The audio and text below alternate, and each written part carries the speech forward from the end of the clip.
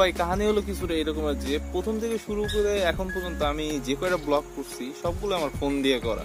আর এইটা বলার কারণ হচ্ছে যে ভাই মানুষ জিজ্ঞেস করতে করতে পাগল বানিয়ে হয়েছে যে ক্যামেরা কি লেন্স, ভাই আমি মোবাইল দিয়ে ব্লগ করি, ক্যামেরা বা লেন্স কেনার টাকা পয়সা তো নাই। তো এখনকার কথা হলো এটা যে আমি গতকাল বরিশাল থেকে আসলাম, এখন মোটামুটি কয়েকটা নর্মাল ব্লগই যাবে, এমনি তো আমার দিনগুলো নর্মালই হয়।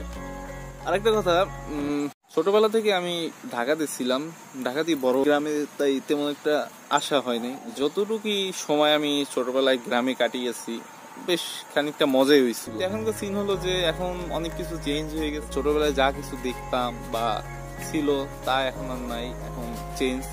বাট আজকে সকালে মানে একটা জিনিস দেখলাম যেটা বেশ অনেক বছর পরে দেখা, হয়তো অনেকে দেখতেছে বাট আমার অনেক বছর পর দেখুন। ওইটার নাম কি বলে ওইটা আমি জানি না, কিন্তু ধান ভাঙানো মেশিন, ওইটাকে আমি তো ধান ভাঙানো মেশিনই বলে। তো আমি সকালে অ্যাজ ইউজুয়াল ঘুম থেকে উঠে বাইরে বেরিয়ে দেখেছি জিনিসটা আমার দরজার সামনে অবস্থিত, আর দেখলাম বেশ ভালোই লাগলো।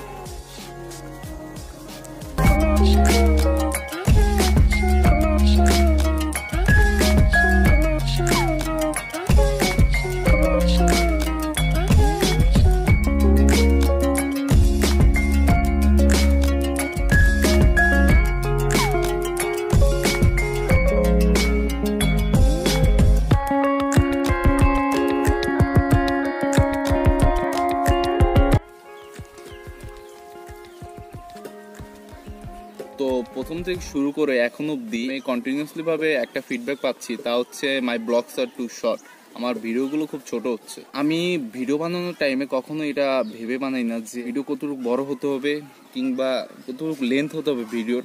আমি এটা ভেবে বানাই যে কেউ যদি আমি তার দিনের 5-10 মিনিট সময় বের করে আমার ভিডিও দেখে, তারা যেন এন্টারটেইন হয়, তারা যেন বোরিং ফিল না করে। তো আমি যদি দেখি কোনো সিন আমার ইন্টারেস্টিং লাগতেছে না বা ভালো লাগতেছে না, তো আমি ওই সিনটা ট্রিম করে দেই বা কেটে দেই।